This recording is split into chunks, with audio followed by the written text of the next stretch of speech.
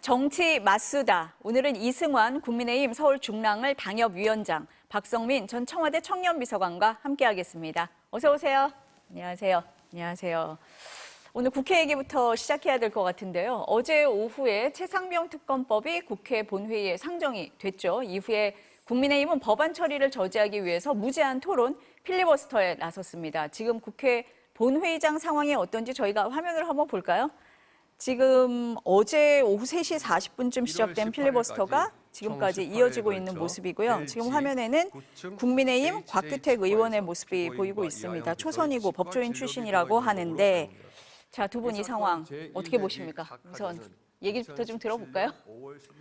저는 어차피 이 사안에 대해서는 수순이 다 정해져 있고 각자의 입장이 있지 않습니까? 네. 그래서 이거는 민주당은 발의하겠다, 강행하겠다 했던 거고 정부 여당은 거부권을 행사하겠다. 네. 근데 여기에 이제 필리버스터를 한다고 하는 거는 정말로 어떤 처절함과 마지막 보루로서의 정치적 기능을 보여주는 건데 이제는 그 법이 바뀌어가지고 네. 180명 이상이 동의하면 24시간 내에 끝날 수 있지 않습니까? 네. 우리 결의를 보여줄 수 있는 시간이 굉장히 부족하다. 그렇기 때문에 24시간 이상 더 했어야 그러니까요. 된다? 네, 할 거였으면은 24일 네, 연장을 네, 했었어야죠. 네. 그 정도 해야지 이게 진정한 필리버스터가 되는데 그렇게 수순이 정해져 있던 사항에 대해서 네. 이렇게 꼭 필리버스터를 해야 됐었나? 그리고 또 이게 다른 사항도 네, 아니고 네. 최상병 사건에 대한 문제이기 때문에 그냥 네. 각자의 입장대로 됐으면 좋았겠다라는 기본적인 생각을 가지고 있었습니다. 그런데 네. 어제 좀 필리버스터 진행되는 거 보면서 네. 특히 그 초선의 부산 그 주진우 의원 네. 그 내용을 보면서 네. 아 정말 우리가 이 얘기를 해야 되겠구나.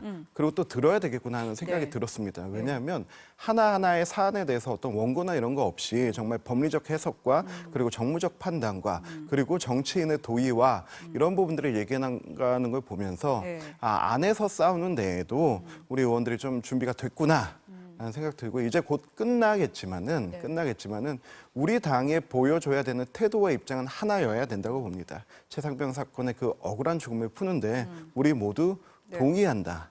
하지만 그 방법에 대해서는 지금 이견이 있다. 네. 그 이견이 있는 부분에 대해서 우리는 늘 같은 얘기하고 있습니다. 공수처와 경찰 수사 보자.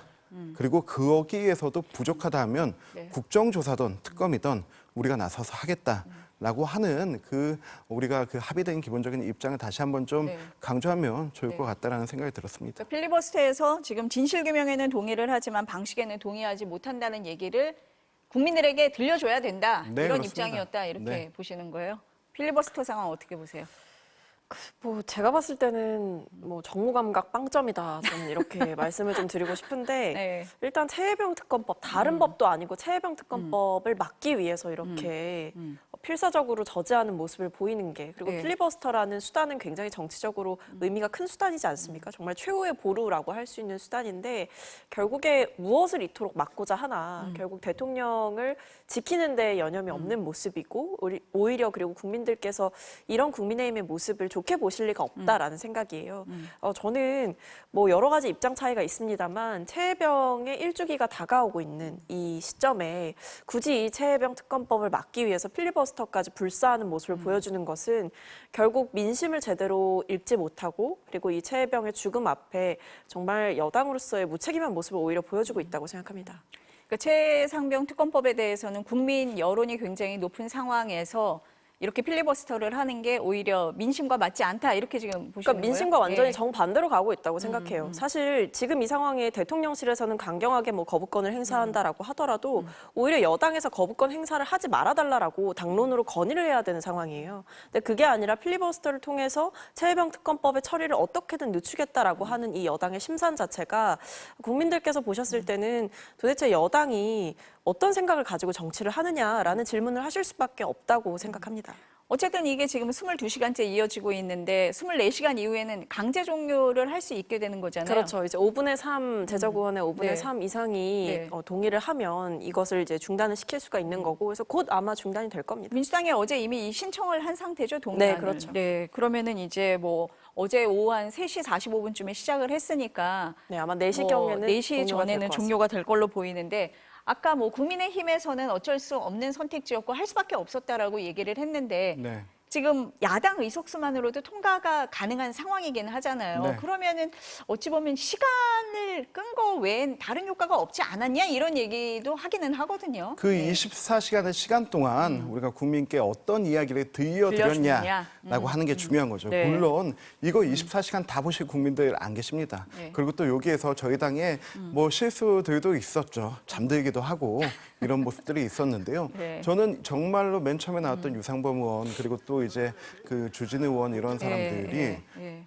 했던 그 진심 어린 얘기들, 네, 우리 사건의 실체적 진실을 밝히고 싶다. 그런데 지금 민주당에서 이것을 최상병의 이름을 빌미로 정쟁의 목적으로 삼아서 대통령의 탄핵을 이끌어 가기 위한 이 부분에 대해서는 동의하지 않는다. 우리가 무엇에 대해서 동의하는지, 무엇에 대해서 우려하는지를 분명히 나타냈다고 생각합니다. 이 사건에 대해서 물론 실체적 진실 밝혀야죠. 사건의 방향 두 가지라고 늘 우리가 얘기하지 않습니까? 누가 그 최상병을 아무 보호장부 없이 그 숲을 속으로 보냈는가 하는 것, 어머니가 궁금해하시고 그리고 모든 국민들이 궁금해하는 것은 그것입니다. 그런데 민주당이 지금 얘기하는 것은 딱 하나입니다. 대통령의 외압이 있었냐 없었냐, 전화를 했냐 안 했냐, 800에 7070 번호가 누구냐, 그리고 경로했냐 안 했냐, 심지어는 거기에서 김건희 여사와 도이치모터스까지 이어가려고 하는 이 음모론의 시작을 보이고 있기 때문에 과연 이 음모론이 최상병의 그 억울한 죽음을 밝히는데 무슨 소용이 있냐. 이거는 경찰에서 수사하고 군법원에서 수사하고 그리고 공수처에서 각자의 역할로 수사하기 있기 때문에 이 부분에 나오는 수사 결과를 보자. 그리고 그 수사 결과를 우리 추경호 그 원내대표도 경찰에 찾아가서 수사기관 찾아가서 7월 중에 마무리 져줘라라고 하지 않았습니까? 근데 민주당은 당장 특검해야 된다라고 하는 이유가 뭡니까?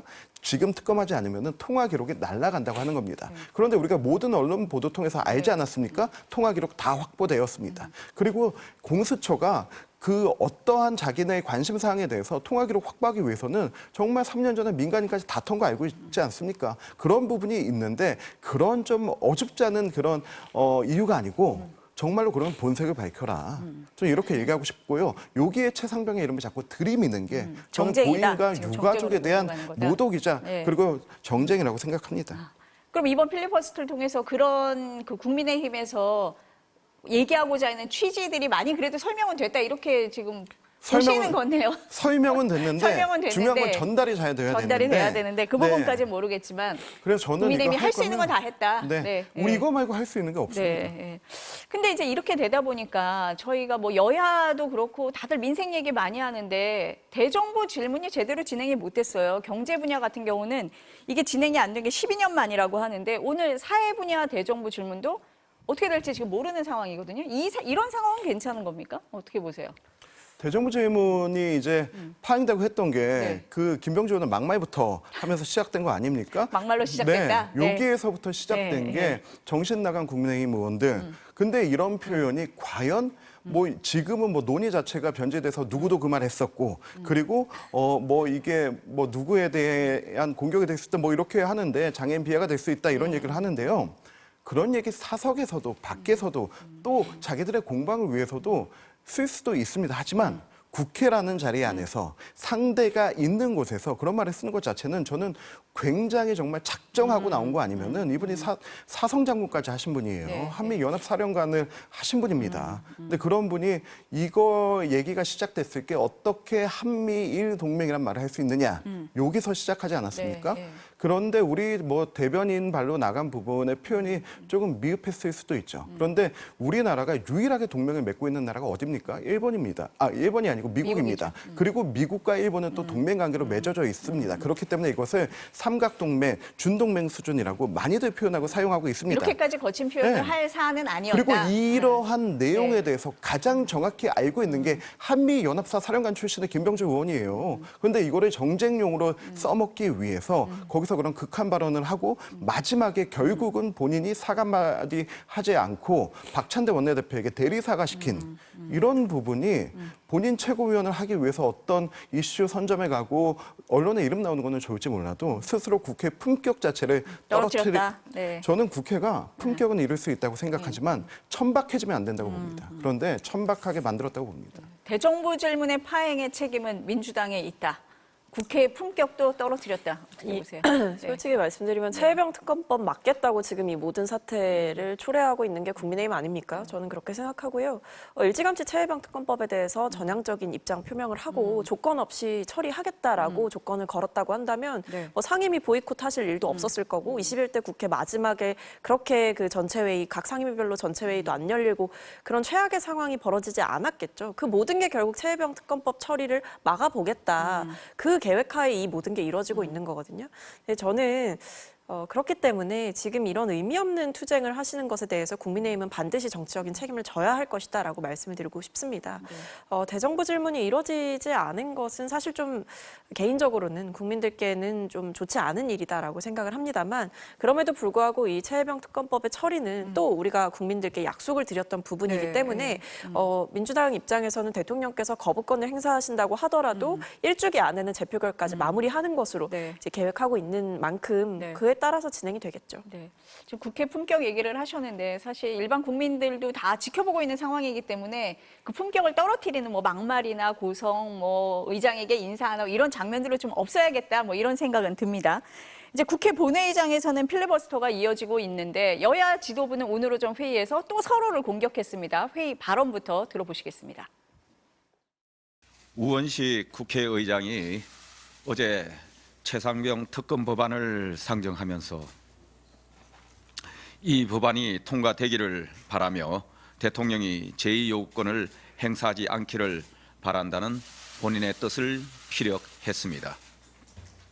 국회의장으로서 중립 의무를 정면으로 위반한 것입니다. 국회의장은 중립적인 회의 진행으로 국회를 대표하고 의사를 진행할 의무가 있습니다. 강력한 유감을 표합니다. 국회의장의 해명과 사과를 요구합니다. 말로는 진상규명을 위해 노력하겠다고 하면서 실제로는 진실을 밝히기 위한 특검법을 막기 위해 밤새 궤변의 구판을 벌리고 있습니다. 용산 방탄을 위한 필리버스터, 그 이상도 그 이하도 아닌 명분도 실리도 없는 필리버스터.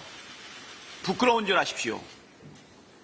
민주당은 오늘 오후 국회법이 정한 절차에 따라 필리버스터를 종결하고 국민께 약속드린 대로 특검법을 통과시키겠습니다. 네, 지금 박찬대 원내대표가 말씀을 하셨습니다만 필리버스터가 끝나고 나면 민주당은 본회의를 열어서 최상병 특검법 의결하겠다는 겁니다.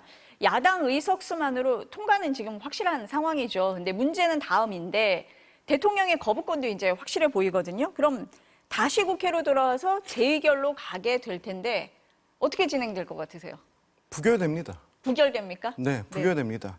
민주당이 계속해서 얘기하는 거는 지난 21대 국회는 17표를 움직여야 됐기 때문에 힘들었다. 근데 지금은 8표만 움직이면 된다라고 하고 있습니다. 네. 그 8표가 움직일 수 있다라고 하는 근거는 국민 여론이 그렇다고 하는 것입니다. 그런데 우리 당은 지금 뭐 당권 주자들도 그렇고 네. 그리고 지도부도 그렇고 대안을 가지고 있습니다. 일단 수사 결과 지켜보고 그 이후에 여야가 합의안을 만들어서 특검 처리하겠다. 그리고 여기에서 독소 조항도 있다. 이 독소 조항 빼겠다. 지금 민주당이 그리고 조국혁신당이 한 명씩 추천하는 이 특검의 후보자를 대법원장이나 혹은 변협회장이 할 수 있게 하겠다라고 하는 부분입니다.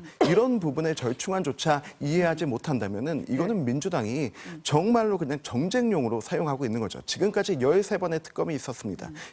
이 중에서 7번의 특검을 변협회장과 그리고 대법원장이 했습니다. 이 7번의 특검 중에서 여야가 정말 첨예하게 대립했던 부분에 대해서 이 중립적인 기관의 두 기관에서 했던 부분이었죠. 지금 이것을 왜 받아들이지 못하느냐 하는 게 오히려 그 공은 민주당한테 넘어간 겁니다.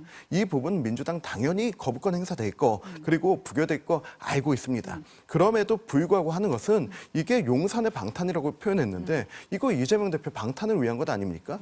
국민 모두가 다 알고 있는 내용 아닙니까? 저는 그렇기 때문에 민주당이 조금은 더 자신들 앞에 그리고 국민들 앞에 정직해 줬으면 좋겠다. 그리고 최상병의 이름을 이렇게 거론하기 위해서는 저는 그러면 일단 실체적 진실인 경찰 수사 나오는 거라도 최소한 봐야 되지 않겠냐. 그런 얘기는 좀 드리고 싶어요. 확실하게 부결된다고 하시는데 그렇습니까? 근데 저는 재표결 국면에 들어가면 좀 달라질 수 있다라고 생각합니다. 네. 뭐 처음에 표결할 때는 당연히 기명 투표니까 네, 네. 그때는 어쩔 수 없겠죠. 당에서 이렇게 일체 다 같이 이제 이거를 거부해야 된다 이렇게 의견을 모으고 있는 상황에서 일부가 이탈하기는 쉽지 않을 거고요. 근데 이 8석의 정치라고 지금 우리가 얘기를 하지 않습니까? 네, 네. 8표만 이탈하면 대통령의 거부권이 무력화될 수 있는데요. 저는 이게 전당대회 국면과 맞물리는 게 굉장히 흥미로운 지점이라고 생각합니다. 지금 사실은 한동훈 그 후보가 굉장히 이 특검법에 대해서 어쨌든 전향적인 입장을 밝혔고 분명 친한계 의원들 중에는 그의 뜻을 같이 하는 분들이 있을 거예요. 공개적으로 입장 표명을 한 분들 외에도. 그렇기 때문에 저는 오히려 무기명 투표로 해서 재표결을 했을 경우에는 뭐 친한계 의원들을 포함해서 여러 명이 이탈할 수 있다. 충분히 네. 그 가능성은 남아있다. 이렇게 생각합니다. 그러니까 정부 여당에서는 지금 말씀하신 것처럼 수사 결과를 지켜본 다음에 하자는 거였지만 한동훈 후보 같은 경우는 그 전에라도 할 수 있다라는 입장을 밝히기는 했잖아요. 그게 맨 네. 처음에는 이제 네. 공수처 결과가 나오기 전이라도 할 수 있다라는 게 있었는데 그 네. 다음에 바로 다음 날 인터뷰에서 얘기했던 게 그때쯤 되면 공수처 수사 결과나 경찰 수사 결과는 날 나올 수밖에 거다? 없다. 그렇게 이야기했습니다. 왜냐하면은 지금의 배치되는 수사에 게 아니다. 정부 네. 여당의 기존 입장하고 배치되는 건 네네. 아니라고 보시는 네. 거네요. 그렇게 네. 이제 네. 본인이 표현을 했고 설명을 했습니다. 네. 그리고 지금의 속도라면은 그때까지 수사 결과가 안 나오는 게 오히려 이상한 겁니다. 그리고 민주당은 이게 권력기관을 향하기 때문에 특검이 필요하다라고 하는데요. 지금 과거와 지금의 다른 점이 있다면 지금 이거 검찰이 검찰이 수사하는 게 아니고 공수처가 수사합니다. 민주당이 그렇게 공들여서 정말로 검수완박하고 만들어낸 그 공수처가 하고 있는 것입니다. 자신들이 만든 공수처의 수사를 왜 믿지 못하겠다는 것인지 그리고 왜 자신들이 그렇게 검찰 수사권 박탈해서 경찰에게 몰아준 그 수사권 가지고 있는 경찰 수사권도 왜 못 믿겠다고 하는 것인지 국민들이 지금 그게 의아해하고 계신 거죠. 그래서 저는 이제 뭐 여론조사 추이나 이런 부분들 계속 나오고 있지만은 여론조사 내용들이 디테일하게 들어가고 있습니다. 제3자가 추천하는 것이 어떠냐, 지금 수사 결과를 보고하는 것이 어떠냐. 달라질 수 있다. 그래서 그런 여론도. 부분이 여론이 달라지고 있습니다. 네. 국민들이 이 사안에 대해서 냉정하고 정확하게 보고 계십니다. 그렇기 때문에 민주당이 더 이상 이렇게 우기는 것은 이재명 대표를 위한 방탄 그 이상 이하도 아니라고 보여지는 겁니다. 공수처 수사를 믿지 못한다는 게 아니라 한계가 명확하다라는 거죠. 공수처 자체는 어쨌든 이 수사를 하더라도 기소는 또 검찰이 해야 되는 영역으로 넘어가게 됩니다. 기소권이 없기 때문이죠. 그래서 저는 결국에 이 의혹은 대통령을 정면으로 겨냥하고 있는 수사 외압 의혹이 포함된 내용이기 때문에 공수처가 밝힐 수 있는 부분에는 분명히 한계가 있다. 그리고 공수처가 사실 수사가 많이 지체됐던 부분에 대해서는 할 말이 없는 겁니다. 그런 면에서 더 늦기 전에 특검을 구성해서 특검을 통해서 진상규명을 하는 것이 지금 상황에서 객관적으로 봐도 맞는 것이다라는 생각이 들고요. 저는 오히려 이 정부 여당에서 필사적으로 이 최혜병 특검법을 피하려고 하는 이유가 솔직히 납득이 잘 되지 않습니다. 계속 뭐 민주당이 대통령 탄핵하려고 하는 거 아니냐라고 하는데 대통령을 탄핵하는 거는 민주당이 할 수 있는 일이 아니지 않습니까? 결국 헌재에서 판단을 해줘야 되는 거고 중대한 위법 여부가 드러나야 하고 증거로 이야기가 돼야 됩니다. 대통령께서 위법한 행위를 하시지 않았다고 한다면 특검을 피할 이유가 있습니까? 오히려 저 같으면 하나의 정치적 승부수로 뭐 내가 이렇게 수사에 외압을 행사했다라고 하는 의혹 자체가 부당하다고 생각하고 그런 사실이 없다. 그렇게 해라, 떳떳하시다면 오히려. 본인이 하셔야죠. 네. 이걸 오히려 피하고 그리고 국민의힘에서도 어떠한 협상의 여지도 주지 않고 계속해서 그동안 방탄을 해왔기 때문에 결국에는 또다시 이것을 22대 국회에서 재발의하게 되는 일이 벌어진 거죠. 그런 의미에서 이 최혜병 특검법을 피하는 거는 이제 좀 그만하시고 그냥 받아들여라. 이렇게 말씀드리고 싶습니다. 대통령께서 하시겠다고 했죠. 취임 2주년 기자회견에서 수사 결과가 수사 미흡하다고 결과 보고 생각되면 미흡한 게 있으면 네, 내가 네, 자처해서 네. 하겠다라고 했죠. 저는 그 말 자체가 진심이라고 볼 네. 수밖에 없는 거고요. 그리고 그때도 이제 본인의 경로서 이런 거 다 해명되지 않았습니까? 그럼에도 민주당은 계속해서 의혹에 꼬리를 몰고 넘어가는데 이게 과연 네. 책임 있는 네. 야당 제1야당이자 거대 야당이죠. 이게 책임지는 모습인가? 국민들은 이게 이제 갈수록 부각될수록 이재명 대표 얼굴밖에 안 보일 것 같습니다. 아, 오히려. 근데 수사 결과가 만족스러우냐 미흡하냐에 대해서는 또 그걸 네. 두고 어떤 결과가 다른 얘기를 할 나와도 수도 있기 미흡하다고 때문에. 하겠죠. 하지만 네. 그래도 기다리자고 하는 겁니다. 네. 그래서 저는 이 결과가 미흡하다라고 하면 국회에서 수사 자료 요청 다 해서 국조도 하고 그때 가서 하면 된다? 네, 국조해서도 네. 뭐가 미흡하면 특검하고 다 하자는 겁니다. 네. 아까 네. 사실 뭐 나중에 하자는 건 안 하자는 얘기랑 똑같다고 똑같다? 생각하고요. 네, 그리고 대통령께서 저는 그 판단의 기준을 대통령께서 제시하는 것도 저는 맞지 않다고 생각합니다. 대통령께서 이 수사 외압 의혹의 당사자라고 지금 저희는 보고 있는 건데 그 지목되고 당사자가 있는 당사자가 얘기하는 게 나를 향한 수사가 미흡하다, 미흡하지 않다. 이것을 판단하는 것 자체가 말이 안 되는 안 거죠. 된다. 마치 네. 무슨 범인이 자기 형량 정하듯이 범죄자가 자기 형량 정하는 거가 맞는 얘기입니까? 그게 아닌 거죠. 객관적인 주체를 통해서 판단을 받아야 되는 거고 저는 그런 면에서 애초에 대통령께서 수사 결과를 보고 미흡하면 내가 특검하자고 하겠다라는 것 자체가 언어 도단이라고 생각합니다. 범죄자가 검사 탄핵하고 재판장 고르는 거 지금 민주당밖에 없습니다. 여기에서 대통령이 뭔가에 대해서 연결됐다 나오고 있는 거는 모두 다 추측인 거죠. 추측이 아니죠. 이종섭 전 장관에게 해외 출장 간 이종섭 전 장관에게 전화를 3번이나 개인 폰으로 거신 건 대통령이시고요. 여러 의혹이 제기가 되고 있기 그렇죠. 때문에 통화 이미, 기록들만 네. 봐도 아니 하등 본인의 업무와 상관없는데 이종섭 전 장관은 왜 대통령실 관계자들과 그렇게 통화를 많이 합니까? 다 대통령 측근이라고 알려진 분들, 대통령의 심정적인 그런 요인들을 잘 알고 있는 분들과 통화를 해요. 그러니까 그리고 그 외에도 차관이 연락하는 것만 봐도 도대체 왜 이 사람들이랑 전화를 하지? 대통령실에 왜 공직기강 비서관과 전화를 하지? 이런 것들이 납득되지 않는 부분들이 굉장히 많습니다. 그럼 지금 민주당에서는 어쨌든 이런 의혹들을 밝히기 위해서는 특검을 해야 된다는 건데 특검을 하기 위해서는 법이 통과가 돼야 된단 말이에요. 그렇죠. 근데 아까 위원장님 잠깐 말씀하셨지만 이 8표 이탈표 나오기 쉽지 않다라고 말씀을 하신 거예요. 숫자상으로 보면 21대 국회 17표, 지금 22대에선 8표만 있으면 되는데 국민의힘에서 계속 사실 단일 대우라는 얘기를 강조를 하면서 이번에는 오히려 숫자는 적지만 더 어렵다 이런 얘기도 하고 있단 말이에요. 뭐 여러 가지 이제 해석이 나오고 있는 상황인데 저는 2가지 방법이 있다고 생각해요. 네. 하나는 계속 발의하는 겁니다. 결국 거부권 행사되고 재표결 했는데 또 통과가 안 안 되면 되면 또 발의한다. 하는 거죠. 왜냐하면 저는 여기에 대해서는 네. 민주당이 역풍을 맞을 요인이 하나도 없다고 생각해요. 뭐 이게 민주당과 관련된 의혹도 아니고 그리고 어떻게 보면 최혜병의 죽음에 대해서 국민들이 굉장히 안타까워하고 분노하시는 상황 그리고 일주기가 다가오는데도 뭐 진상규명이나 책임자 처벌 뭐 된 거 하나라도 있습니까? 저는 오히려 이런 사태에 대해서 국민들께서 더 분노하실 거기 때문에 전 여기에 대해서 민주당이 강경 드라이브를 거는 거는 완전 대찬성이고요. 그리고 한편으로는 지금 뭐 계속 중재안 얘기 나오고 어떤 뭐 협상안 얘기가 나오는데 사실 저는 그것도 좀 말장난이라 생각하는 건 애초에 처음에 민주당이 21대 국회에서 발의했던 최상병 특검법이 결국에 대한변협에서 4명을 추천하는 그렇죠. 거였어요. 처음엔 그랬죠. 그러니까 그 네, 안으로 네. 다시 돌아가서 저희가 만약에 다시 안을 내놓아서 세 번째 이 최혜병 특검법을 내놓으면 그때 무슨 이유로 거부를 하실 건지 저는 그것도 궁금해요. 이게 법안의 팩트는 정확해야 되는데 네. 대한변협이 4명을 추천하고 그중에서 민주당이 2명을 추천하는 것입니다. 그러니까 그렇기 고르는 때문에 거죠. 결과적으로 네. 민주당이 추천하는 추천하는 건 것입니다. 똑같다, 그런데 지금. 지금 나오는 네, 얘기는 대법원장이나 대한변협에서 최종 추천을 하고 거기서 대통령이 특검을 임명하는 것이죠. 네. 이 내용은 굉장히 큰 차이가 있습니다. 아니 근데 그러면은- 대법원장의 인사권은 대통령이 갖고 계신 거 아니에요? 근데 아니 지금 모든 이제 특검의 예. 인사권도 대통령이 있는 거예요. 모두 다 대통령이 아니 그러니까 있는 거예요. 그렇게 치면 네, 대법원장을 통해서 누구를 고르자라고 하는 거는 결국 대통령의 인사권으로부터 자유롭지 않은 사람이 고른다라는 거죠. 그런 의미에서 대한변협에서 4명을 추천을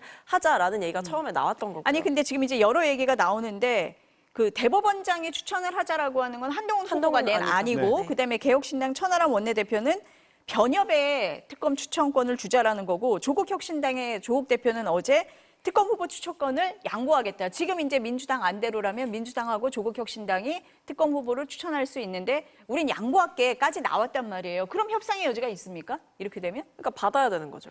그러니까 지금 정부 상황에서 여당이 받아야 된다. 아니, 왜냐하면 조국 혁신당이 말씀하신 대로 내려놨잖아요. 그러니까 그렇게 그동안 이제 민주당 비판했던 이유가 이거 뭐 조국 혁신당이랑 민주당 둘이서 짬짬이 해가지고 이 특검 고르겠다는 거 아니에요? 라고 저희를 비판하셨다고 한다면 지금 조국 혁신당이 본인들의 추천 권한을 완전히 내려놓겠다라고 내려놓겠다. 선언을 했다면 이 틈을 가지고 협상을 하셔야죠. 또 이번에 어떤 이유로 거부하실지 모르겠습니다만 계속해서 이게 탄핵을 위한 뭐 빌드업이 아니냐라고 얘기하시기에는 이제 논리가 좀 부족하다고 그 생각합니다. 양보를 누구에게 하는데요?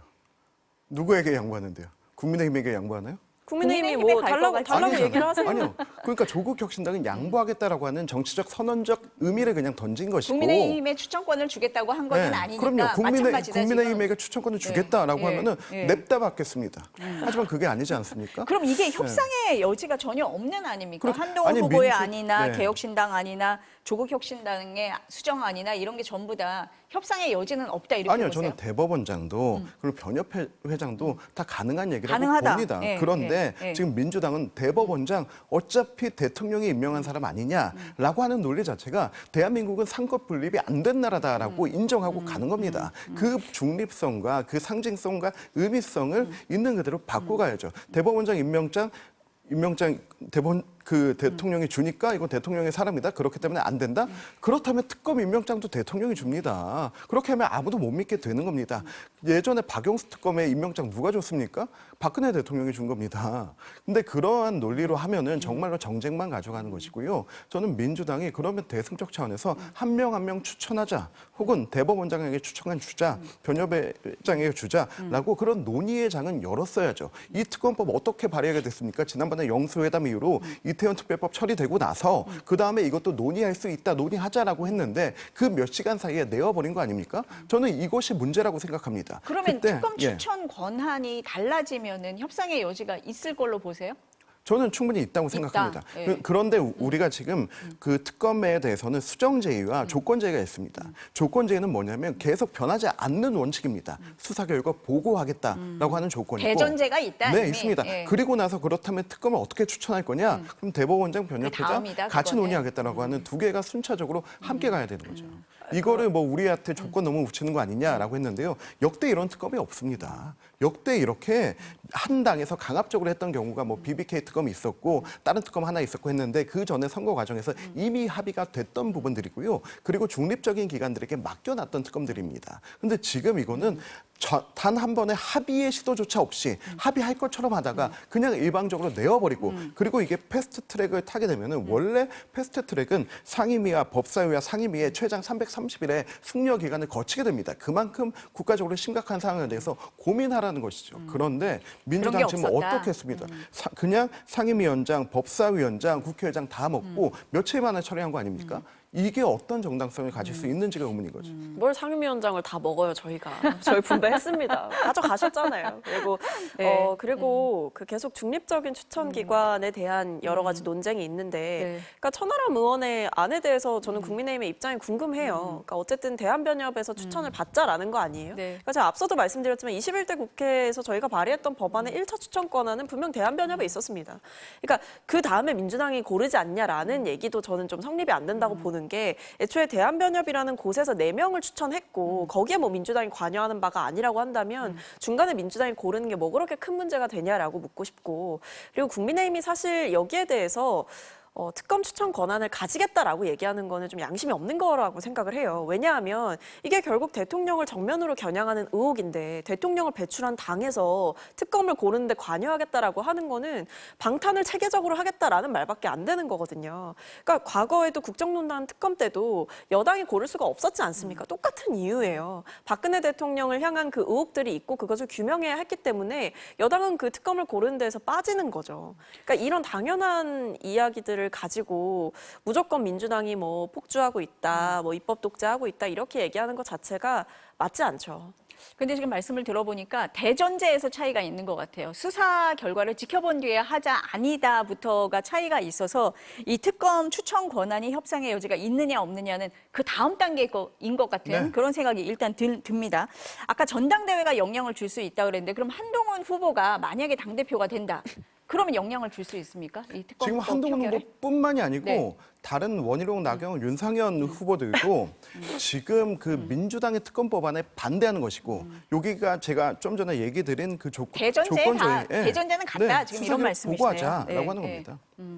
영향을 이게- 그럼 준다고 보세요? 어떠세요? 저는 앞서도 말씀드렸듯이 어쨌든 한동훈 그 후보의 가장 중요한 이 특검 관련한 주장은 이거잖아요. 그럼 대안이 있냐? 그러니까 이것을 무지막지한 민주당의 법안을 아니 막을 대안이 지금처럼 있냐 이런 계속 거부를 표현했죠. 했을 예, 때 예. 대안이 있냐? 이 얘기는 사실 아주 현실적인 가능성까지 고려를 한 거예요. 그러니까 일부 의원들이 무기명 투표에서 이탈할 가능성까지도 고려를 한 것이고 더 나아가서는 국민들의 민심이 점점 더 안 좋아질 텐데 이것을 계속 무작정 거부하는 게 과연 현실적으로 가능한 일이냐, 전략적으로 판단을 좀 잘못하고 있는 거 아니냐, 전 이런 부분까지도 내포된 거라고 보거든요. 그래서 만약에 민주당이 계속 대통령께서 거부권 행사하고 재표결 했는데도 또 폐기되고 저희는 그럼 또 하는 거죠.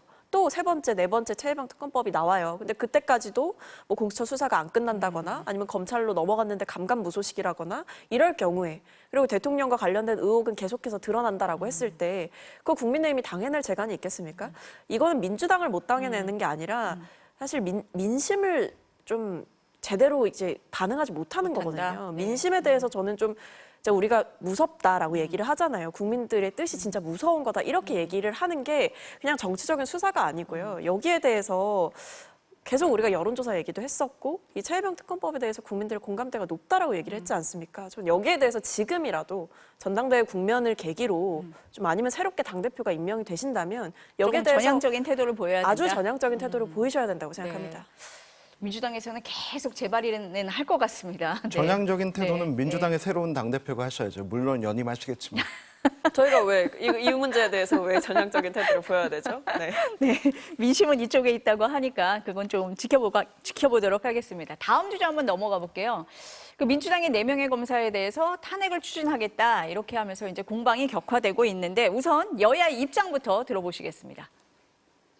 명색이 법치국가라는 나라에서 공당이 자기 당 대표를 수사하고 기소했다는 이유로 검사를 탄핵하겠다고 누차 겁박한 데 이어 이를 실제로 실행에 옮기기까지 한 행태는 단순히 힘자랑하는 정도를 넘어 민주 질서를 파괴하고 괴멸시키려는 헌정농단이자 의회 폭거입니다.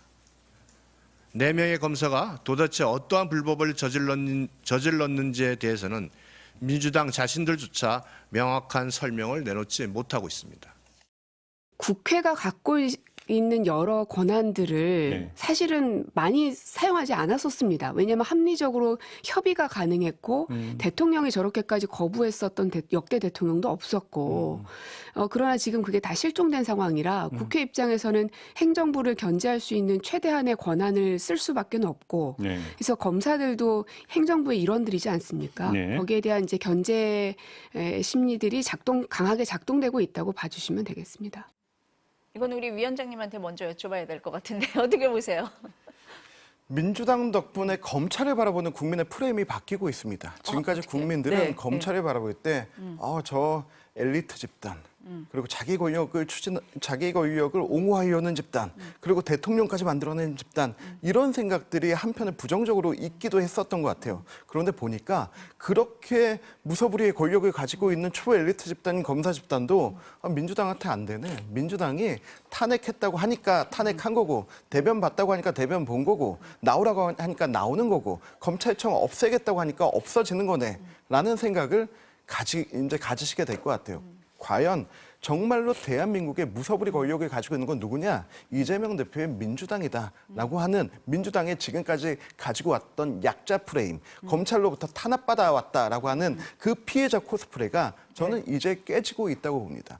이 4명의 검사들에 대해서 민주당이 하나하나 사는 얘기하지 않았습니까? 박상용 검사 왜 탄핵합니까? 그 첫 번째 이유 뭡니까? 어디에서 뭐 실수했다라고 하지 않았습니까? 그런데 타임라인으로 봐도 증인으로 봐도 나 그런 적 없다가 증명됐는데 이게 과연 탄핵 사유입니까? 그렇다 하더라도 이게 탄핵할 사유가 됩니까? 절대 안 되는 거죠. 어미준 검사 이미 10년 가까이 된 한명숙 전 총리에 대한 모해위증죄라고 하는데요. 대법원 판정 받았고 본인도 만기 복역하지 않았습니까? 그리고 이렇게 그 심각하게 모해위증이 있었다. 본인 정부에서 뭐 했습니까?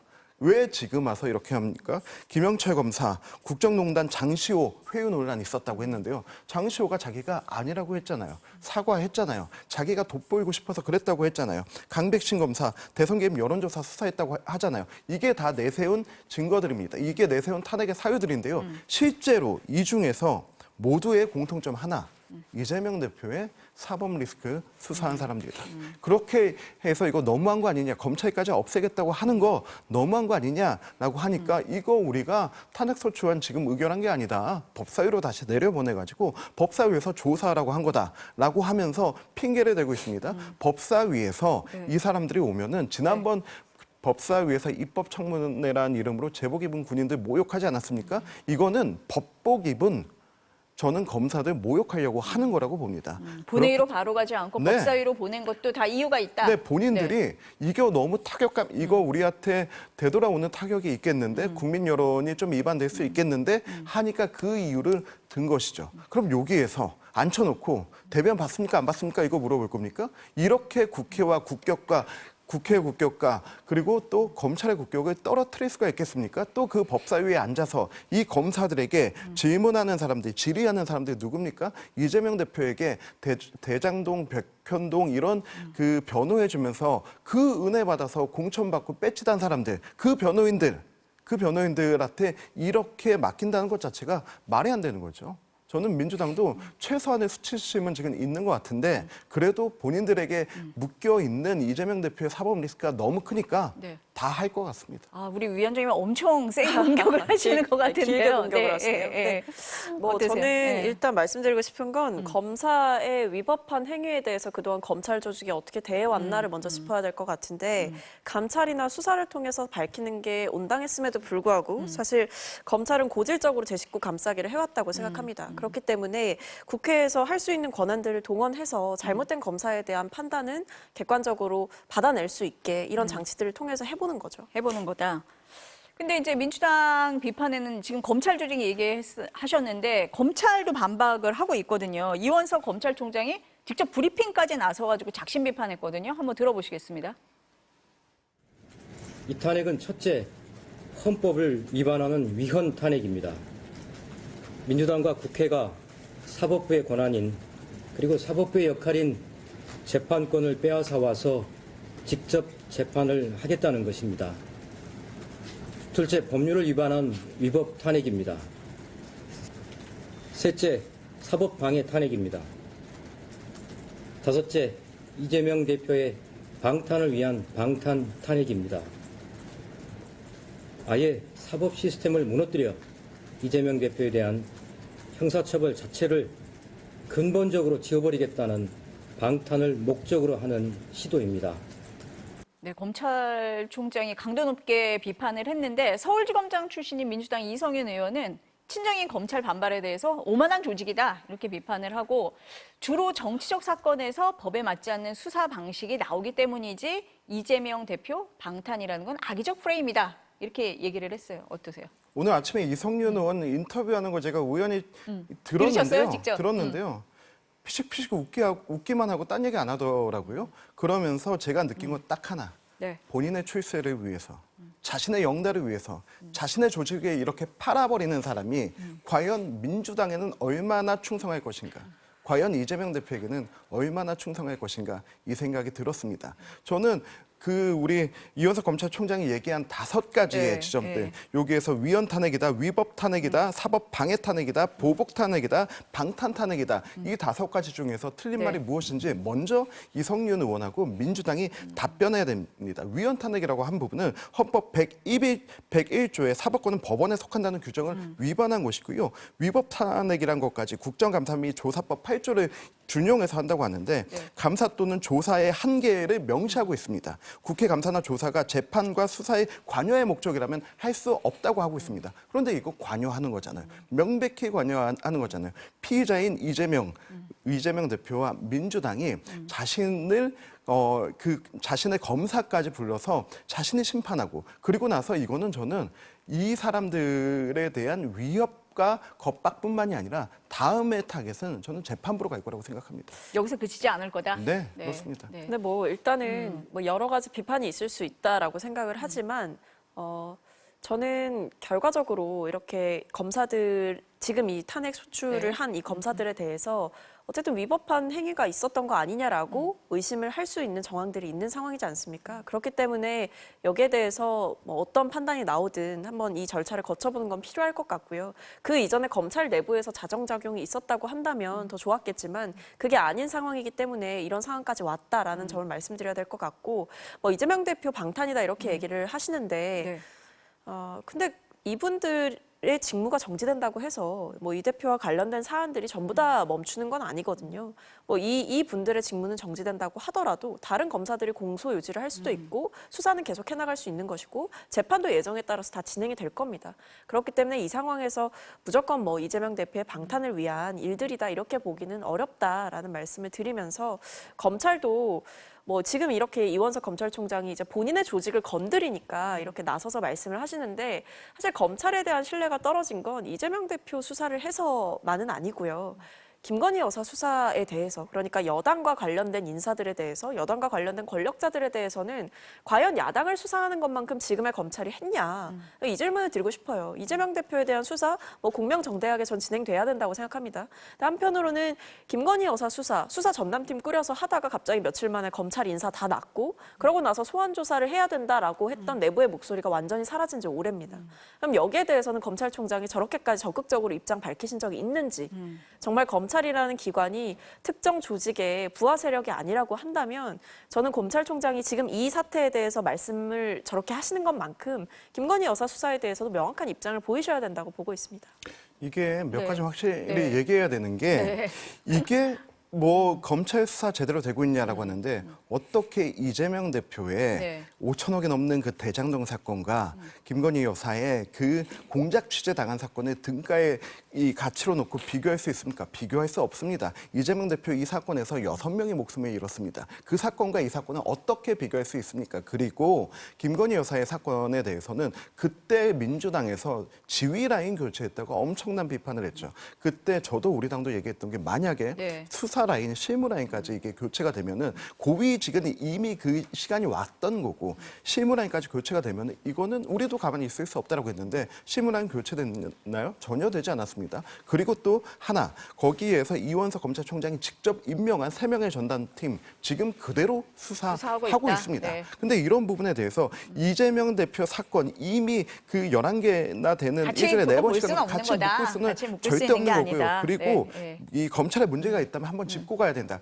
그렇게 하라고 검찰 내에 감찰부가 있는 거 아닙니까? 이때 박성용 검사 뭐 대변 사건이 있었다라고 의혹 나오고 욕 나왔을 때 이때 감찰국장 누구였어요? 이성윤 의원이었습니다. 그때는 왜 안 하고 지금 이제 한다고 와서 하는지 하는 거냐? 말이 안 되는 거고요. 네. 그리고 이거 하라고 만든 게 공수처입니다. 공수처는 뭐 합니까? 제 공수처 여기에서 뭐 검사들 놀라고 만든 거 아니지 않습니까? 지금 여기에서 거쳐서 가면 될 것을 왜 국회가 입법권을 가지고 사법권을 즉각적으로 압박하는가? 이건 국민들이 절대로 납득하실 수 없는 거죠. 지금 아까 말씀하신 것처럼 4명 검사에 대한 탄핵 소추 사유는 다르지만 결과적으로는 다 이재명 전 대표나 민주당 네. 수사했던 검사들 아니냐. 그래서 보복성 탄핵이다. 지금 이렇게 계속 얘기를 하는 거잖아요. 네. 근데 뭐 저희 입장은 뭐 일관되죠. 여기에 대해서 앞서도 말씀드렸듯이 뭐 이재명 대표의 기소나 수사나 재판 이런 것에 어떤 특정한 영향이 있습니까? 이미 진행될 것들은 다 진행되고 진행될 있고 거다. 네. 재판도 다 진행되고 있습니다. 그리고 짧게 얘기 드리면 네. 이렇게 중요한 사안에 대해서는 네. 기소한 검사가 수사한 검사가 재판장 나가야 됩니다. 나가서 함께 그 이 방대한 1만 페이지가 넘는 공소유지를 재판 해야 기록들을 된다. 해야 돼서 네, 네. 재판장 나가야 되는데 못 나가게 네, 되잖아요. 네. 그건 재판 일정에 차질이 생깁니다. 저는 거기에 그런 영향을 부분에 주기 대해서 위한 거라고 이렇게 이게 보고 계시는 확실히 거네요. 연계를 네. 목적으로 한 거죠. 네. 뭐 어쨌든 민주당에서는 뭐 법사위 차원에서 또 대응을 한다고 하니까 이것도 좀 지켜보겠습니다. 오늘 탄핵 얘기 많이 하는데 또 다른 탄핵 얘기 하나 하겠습니다. 국회 국민동의 청원 얘기인데요. 윤석열 대통령 탄핵 소추안을 발의해달라는 청원 참여자 어제 100만을 넘었잖아요. 국회 소관 상임위 회부 요건은 이미 넘긴 상태인데 민주당은 어제 나오신 패널은 맵게 대응할 거다 이런 표현 쓰셨어요. 어떻습니까? 제가 느꼈을 때는 좀 고민을 하고 있는 것 같아요. 고민을 하고 있다. 그러니까 네. 지금 뭐 어제 원내대변인의 입장을 보면 필요하다면 청문회까지도 뭐 검토를 하겠다 이런 입장인 것 같은데 네. 거기에 역시도 이제 필요하다면이라는 조건이 붙었고 당 차원에서 현재 어떠한 특정하게 대응할 계획은 없습니다라고 했거든요. 그러니까 법사위에서 알아서 할 일이다라고 일단 선을 그은 것이고 당 차원에서 그 법사위에다가 어떤 특정한 지침을 주거나 이런 상황은 아니다라는 아니다. 것이고요. 그러니까 사실 민주당 입장에서는 이 청원을 통해서 어떠한 구체적인 행위로 뭔가를 실천하고 옮기기보다 사실은 이미 이렇게 탄핵 청원이 100만을 돌파하고 굉장히 빠른 속도로 여론의 호응을 얻고 있다는 것 자체가 아마 대통령에게 굉장히 정치적인 부담일 것이다. 사실상 이 현상 자체를 조명하는 것만으로도 민주당이 뭘 이렇게 특별하게 하지 않아도 국민들과 함께 발맞춰서 뚜벅뚜벅 걸어가면 전 되는 일이다라고 생각을 하고 있습니다. 고민을 하고 있다라는 거는 어떤 부분 때문일까요? 그러니까 아마 예. 그런 것도 있겠죠. 일단 실질적으로 갈 경우에 대한 부담 네, 이런 그렇죠. 건가요? 그러니까 당에서 예. 어떤 특정한 입장을 내기가 그러니까 탄핵을 위한 구체적인 단계를 밟아간다. 이것에 사실은 지금 착수하기는 힘든 상황일 것이고 법사위에서도 그럴 만한 실질적인 권한이 없기 때문에 아마 네. 고민이 많을 겁니다. 네.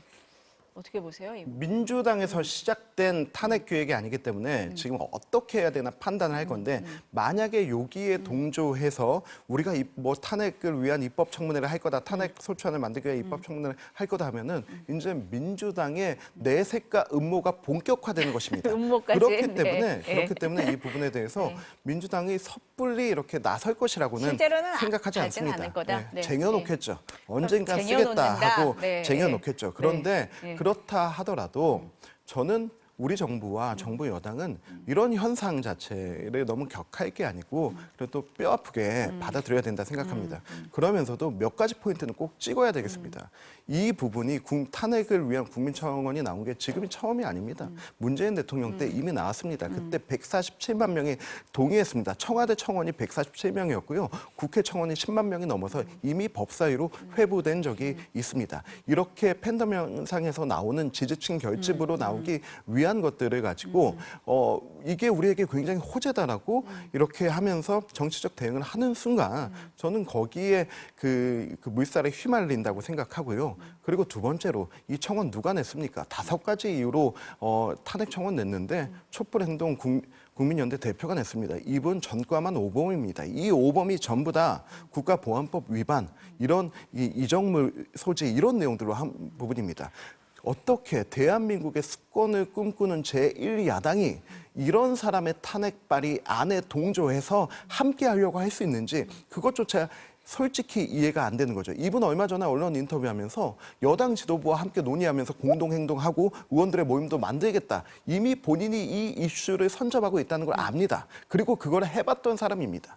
민주당이 이러한 국민 여론에 대해서 뭔가 정말 그래도 정치적 의미를 가지고 국가 정상화를 위해서 노력한다면 이런 사람부터 국가보안법 위반부터 시작해서 5범의 범죄인 잘라내고 단절하고 시작해야죠. 근데 저는 근데, 그 제안자의 뭐 전과를 들먹이면서 정치권에서 그 사람의 자격 여부를 판단하는 거는 적절치 않은 행동인 것 같고요. 그 어떻게 보면 국민의 자격에 대해서 논하시는 거기 때문에 저는 그건 좀 오만한 태도다라고 보고. 아니 그리고 발의하신 분이 그러실 수는 있는데 또 100만 100만 명이 또 다 동의자가 그런 다 것도 아니지 그렇다고 또 않습니까? 그러니까 그분은 그런 아니니까요. 동원을 해보신 분이기 때문에 네. 그것 자체가 위험하다. 100만을 그 동원하실 부분은, 수 있는 분이면 대선에 나가셨겠죠. 근데 저는 그 100만의 청원에 동의한 사람들의 민심은 정말 무겁게 받아들여야 된다. 그리고 대통령에 대한 분노가 그만큼 응축되어 있고 결집된 상황이 됐다라는 것이죠. 민주당에서 뭐 이거 캠페인한 것도 아니지 않습니까? 그러니까 이거를 말씀하신 대로 저는 평가절하하지 않는 것이 여당의 기본적인 자세가 돼야 하는 것이고 대통령께서도 한번 좀 성찰해 보시면 좋겠어요. 본인이 계속 그동안 국회를 향해서 거부권 행사하시면서 야당에게 표를 보내주신 국민들을 무시했고 또 굉장히 많은 국민들의 민심을 거슬렀다고 저는 생각을 하는데 이번 이 대통령 탄핵 청원이 100만이 넘는 건 국민들이 대통령을 향해서 저는 거부권을 행사하신 거라고 봅니다. 100만이 넘는 횟수의 거부권이 행사됐다. 이렇게 생각해 보시면 좀 쉽지 않을까 싶습니다. 저는 대통령께서 146만의 탄핵 청원을 받아본 문재인 선배 대통령하고 한번 얘기해봤으면 좋겠습니다. 어쨌든 뭐 민주당에서도 섣부르게 이거를 실제로 추진하지는 않을 거다라는 말씀은 많으신 것 같고 그렇지만 이렇게 100만이 넘었기 때문에 민주당으로서는 이 찬성 여론을 또 이용할 수는 있거든요. 네, 그런 부분에 대해서 정부 여당에서는 좀 부담이 될 수도 있다. 이렇게 보이는 측면은 있는 것 같습니다. 정말 저는 뼈 아프게 봐야 네, 된다고 네, 생각합니다. 네. 뼈 아프게 봐야 되지만 그 실체도 명확히 봐야 된다. 실체도 봐야 된다. 네. 네. 마지막으로 저희가 전당대회 얘기 좀 해볼게요. 조용했던 민주당 전당대회 오늘 김두관 전 의원이 나오느냐 마느냐를 가지고 좀 기사화되고 있는 것 같은데 어떻습니까?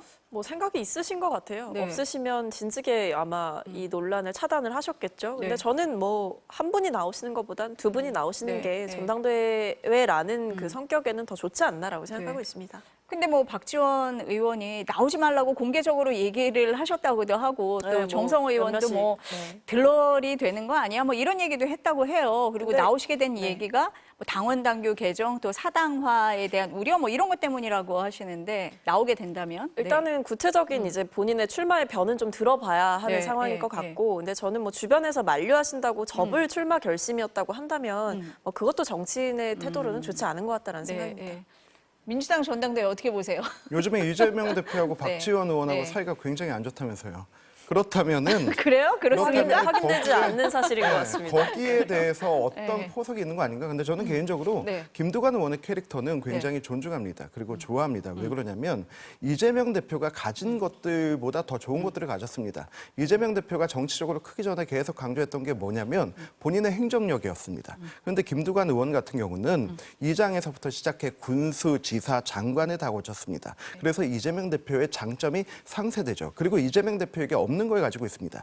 이재명 대표는 민주화 운동을 했던 사람이 아니거든요. 그 사람들을 변호하면서 큰 사람인데 김두관 의원은 민주화 운동 중에서도 가장 힘들었던 농민 운동에 직접 들어갔던 사람이고요. 그리고 또 하나 이재명 대표가 민주당에서 희소성이 있는 게 영남 출신 의원이란 거 아닙니까? 그런데 여기는 김두관 의원은 영남 출신에 경남지사까지 했습니다. 그런 장점을 다 가지고 있는데 네. 김두관 의원은 또 하나 이재명 대표에게 있는 것을 안 가지고 있는 게 있습니다. 뭐요? 사법 리스크가 없습니다. 그래서 저는 그런 부분에 대해서는 정말로 좋은 자산이라고 생각하지만 그런데 이번에 나오게 된다면 네. 저는 정말로 그 회복하기 힘든 공격과 탄압을 받지 않을까 이런 생각이 좀 있습니다. 아, 우리 위원장님한테 투표권이 있으면 김두관 전 의원을 찍으실 것 같습니다. 그렇습니다. 국민의힘은 어때요? 지금 분위기가? 그 네거티브 경쟁이 좀 심해져서 황우여 비대위원장이 경고도 네. 한 것 같은데요. 내일 네. 이제 클린 선거를 위한 서약식이 이제 시작이 되고요. 그리고 다음 주부터 정말 정신 없이 돌아갑니다. 네. 총 5번의 합동 연설회가 전국에서 진행되고 6번의 방송 토론회가 진행이 됩니다. 그렇기 때문에 하루하루 매일의 이벤트가 있습니다. 네. 그런 부분에 대해서 이게 뭔가의 문제를 던지고 반응이 나오기까지 그런 시간들이 이제 없어지는 겁니다. 그렇기 때문에 즉각적으로 서로를 검증할 수 있고 네. 그리고 이번 주 토요일에 제가 함께하고 있는 천목회 원내당협위원장 아, 모임에서 네 분을 모두 다 초대합니다. 그래서 한 사람당 1시간씩 네. 당협위원장 100명이 모여서 정말로 대본 없는 질문, 압박 토론회를 합니다. 네. 전 여기에서부터 네. 이러한 그 우리 과열되는 양상과 네. 어떤 제기되는 의혹들을 한 번은 다 털고 가지 않을까 생각하고 있습니다. 그 자리에서 그럼 네거티브는 이제 없어지고 선의의 경쟁만 남는 겁니까? 앞으로 쓸만한 네거티브를 한꺼번에 모두 쓰라고 이미 다. 그 생각입니다. 어떻게 보세요? 국민의힘 전당대회는 분위기가 어떨 것 같으세요? 거의 지금 뭐 네. 한동훈 후보를 향한 네. 뭐 집단 따돌림 수준의 집단 따돌림? 정말 그 수준의 저는 경제가 네. 그 도를 넘고 있다라는 생각이 들고 네. 근데 이제 그런 건 있어요. 뭐 전당대회가 흥행되는 거랑 별개로 뭘로 흥행되느냐라고 봤을 때 결국 지금 한동훈 후보를 공격하는 걸로 흥행이 되고 있는 네, 거 아닙니까? 근데 그건 좀 반성을 하셔야 될 것 같아요. 여당의 그 당 대표가 되시겠다고 하는 분들이 말씀하시는 게 계속 뭐 대통령이랑 한동훈 후보가 관계가 안 좋지 않냐 이 부분만 계속 부각하는 것 자체 아니면 대통령과의 관계만 계속해서 파고들면서 그 얘기만 돌림노래처럼 반복하는 건 사실 여당 대표 후보들의 콘텐츠의 빈곤인 거죠. 사실 천목회에서 저는 그래서 이런 부분들에 대해서 좀 꼬집어 주셨으면 좋겠습니다. 잘해주셔야겠네요, 우리 위원장님이. 초대할게요. 네, 국회에서는 좀 협치가 되고 전당대회는 선의의 경쟁으로 펼쳐지기를 바라보겠습니다. 오늘 말씀 여기까지 듣겠습니다. 감사합니다.